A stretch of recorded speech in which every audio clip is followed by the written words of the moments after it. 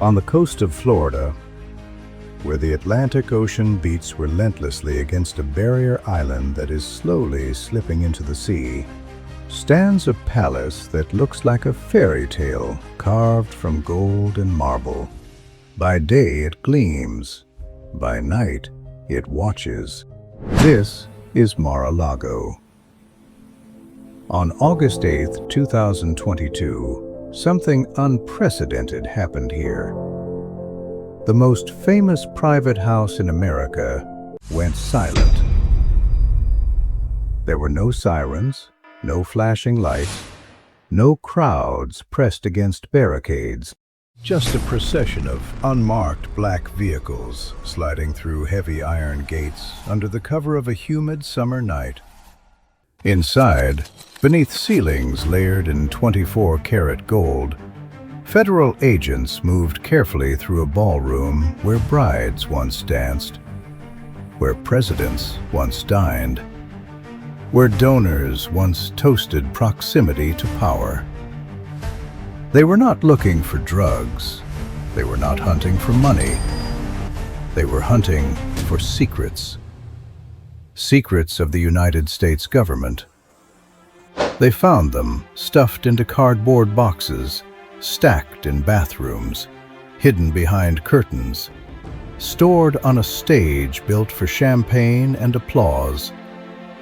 Top secret intelligence, nuclear-related documents, information concerning America's foreign rivals, the most sensitive data on Earth, sitting inside a private beach club. And the question that echoed through the marble halls was simple. How did we get here?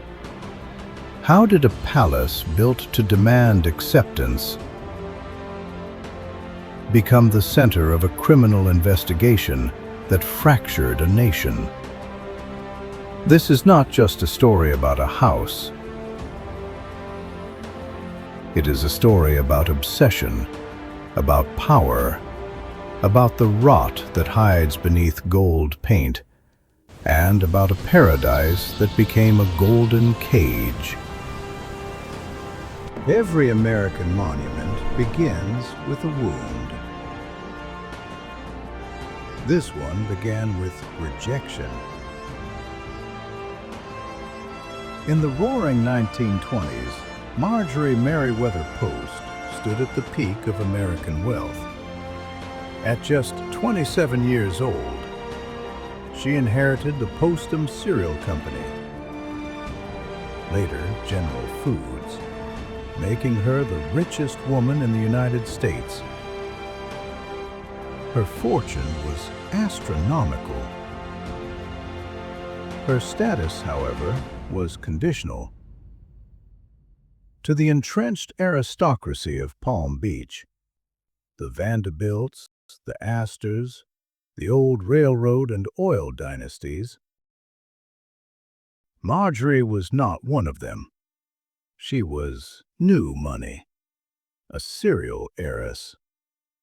Too eager, too visible, too American. Behind polite smiles were closed doors. Behind invitations never sent was a clear message. You may be rich, but you do not belong. And Marjorie felt every slight. So she did what Americans with unlimited money and wounded pride have always done. She decided to build something so large, so loud, so impossibly magnificent, that rejection would become impossible. She chose a narrow strip of land stretching from the Atlantic Ocean to Lake Worth, sea to lake, Mar-a-Lago. But she didn't just build a house, she imported a fantasy. 36,000 antique tiles were shipped from Spain. Italian palazzos were stripped of carved ceilings and dismantled piece by piece. European stone crossed the Atlantic so American sand could pretend to be history. She demonstrated a tower visible from miles away, a declaration, a challenge, a middle finger made of stone aimed squarely at Palm Beach society. Construction began in 1925. For 4 years, 600 laborers worked in suffocating Florida heat. Their names are largely forgotten. Their labor remains embedded in the walls. They built 128 rooms, 58 bedrooms, ballrooms large enough to echo, a dining table made of pietra dura so heavy the floor beneath it had to be reinforced with steel beams. Mar-a-Lago was not built to feel comfortable. It was built to feel overwhelming. In 1929, Marjorie completed her masterpiece. And at the exact same moment, America collapsed. The stock market crashed. Banks failed. Bread lines formed. While families starved, Mar-a-Lago shimmered. Gold leaf reflected candlelight. Crystal glasses clinked. An orchestra played loud enough to drown out the suffering beyond the gates. It was a fortress of denial. For 40 years, Marjorie ruled Palm Beach. Presidents came. Kings came. Movie stars passed through the halls. And yet, the house was always too big. Too quiet when the music stopped. Palaces demand constant sacrifice. Salt air corroded stone. Humidity devoured tapestries. Maintenance costs climbed into the millions. The palace consumed its creator. By 1973, Marjorie Merriweather Post was dying, and she faced a realization more terrifying than death. Her children did not want the house. It was an anachronism, a relic, a financial black hole. So she made one final gamble. She left Mar-a-Lago to the United States government.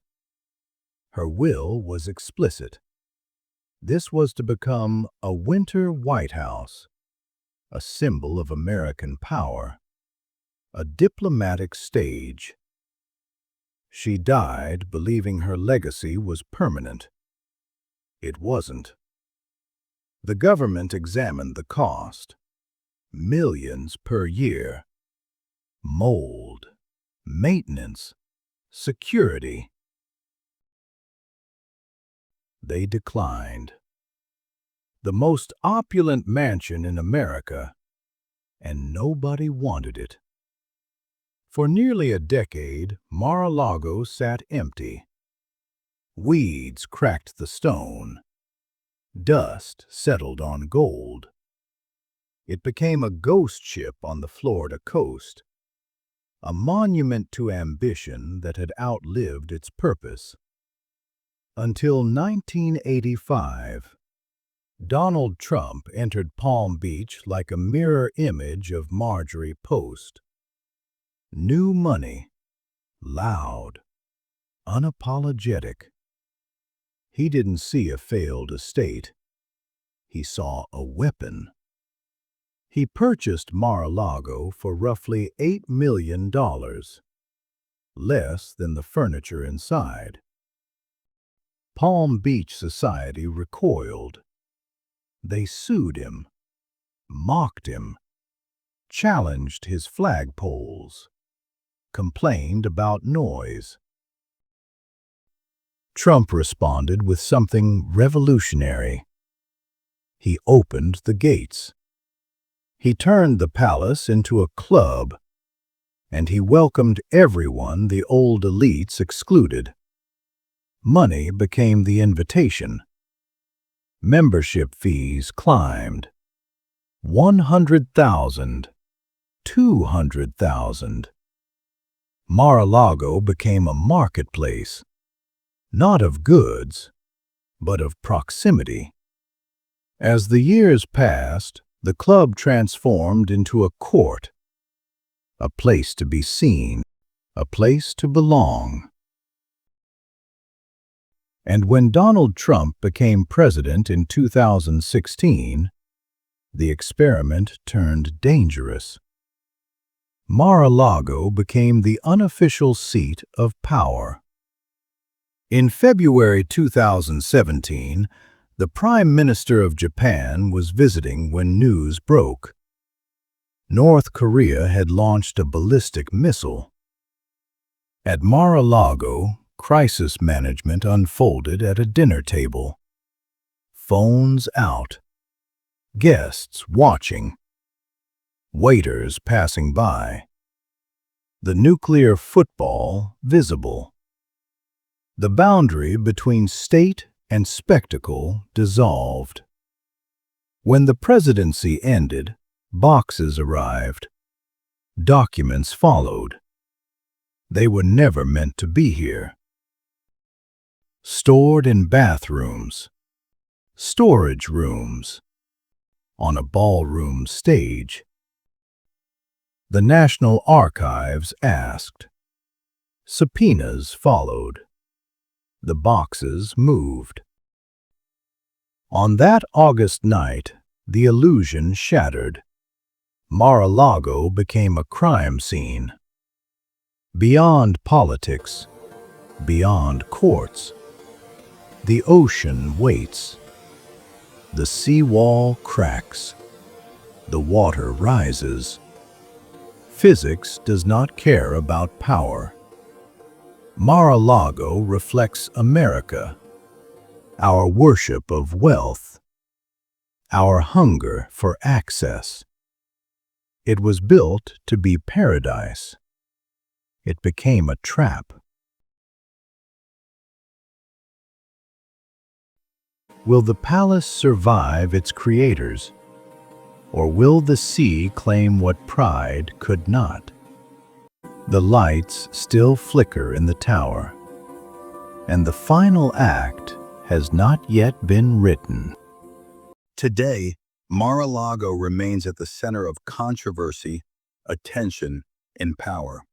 It is not merely an address. It has become a symbol of modern America's intersections.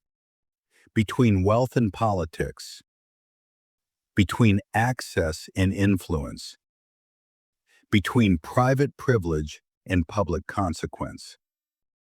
Despite legal battles, media scrutiny, and political storms, the club continues to operate. Its members still arrive in luxury vehicles, past gates that once kept out the old elites. Security remains tight. Cameras watch every entrance. And yet, every visitor who passes through those gates carries with them a question. What does membership mean in a country where wealth has become a language of power? Critics argue that the palace has outgrown its purpose, that it now stands as a testament to inequality. Members defend it as community, as tradition, as legacy. But modern Mar-a-Lago is more than stone, more than gold, more than myth. It is a lens, a place where ambition and history collide with consequence. As the sun sets over the Atlantic, the palace still gleams. But the questions it raises are more complicated than ever. What is power, if not the ability to be seen? And what happens when the center of power becomes an island of exclusion, even within a democracy? The walls of Mar-a-Lago may never speak, but the echoes of its choices still reverberate through American life. And as long as there are palaces built on ambition, there will be stories like this. If you're fascinated by hidden histories, untold stories, and the forces that shape our world, make sure to subscribe, because here we go beyond the headlines and uncover the deeper truths. Join the journey, click subscribe, and let's explore what lies beneath the surface.